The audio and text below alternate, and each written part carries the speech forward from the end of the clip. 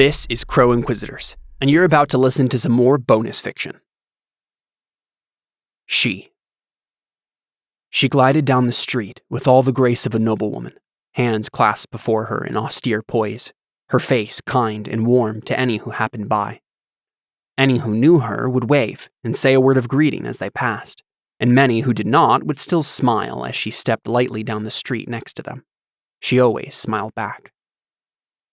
She wore a white dress, so brilliant that when it caught the sun, she seemed to glow with a saintly radiance. Maybe she should have been a patron saint, he thought. She would certainly have been a better goddess to the people than Narani, or any of them really. They were supposedly great men and women who had died noble deaths for noble causes, granted positions of authority and respect in the afterlife for their worthiness. Well, she was worthy. She had been worthy. But her death, sometimes it felt like it had been meaningless, a vapor lost in the wind, a flower trampled carelessly by a passing child. No, not a child, a monster. She reached the door of the church and made her way up the steps, her feet making a soft sliding sound as her slippers brushed each stair. She pulled the door open gingerly and went into the beautiful chapel. He followed, gliding along with her like mist. She greeted the other deaconesses, who were clustered together, speaking in soft tones. A few of the women smiled warmly at her as she joined the edge of the group. A priest came then and gave them a few tasks to accomplish today, cleaning the floors, washing the windows, making sure the dust and cobwebs were swept away. The women went to work and busied themselves with attending to the church, and she joined them, smiling and humming softly to herself. He could still hear that song, repeated in his mind over and over again, like an echo that never quite faded.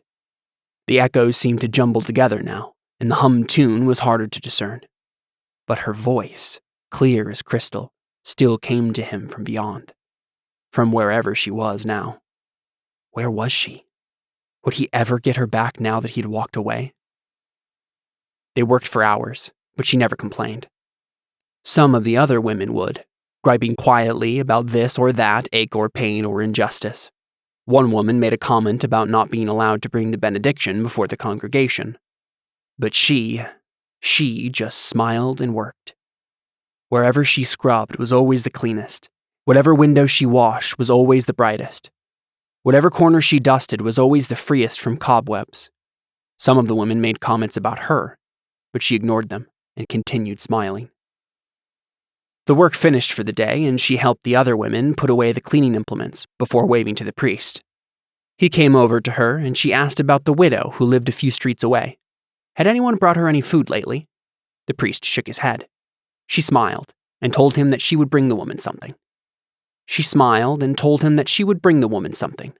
He smiled back and said that would be fine, and she could feel free to take some food from the pantry.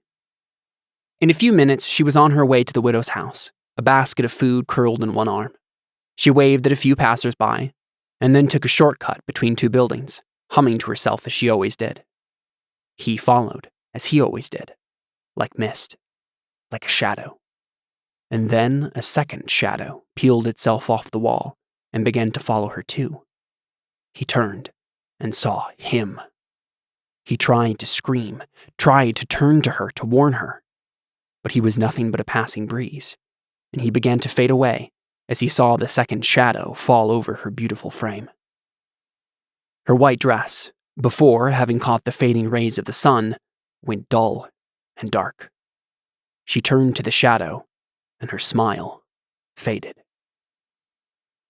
Theo jolted upright in the small bed where he had been sleeping, his breath coming ragged and quick.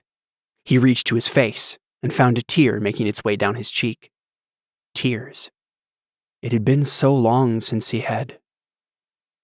He sat there, shocked for a moment, and then he broke down and wept like a broken-hearted child.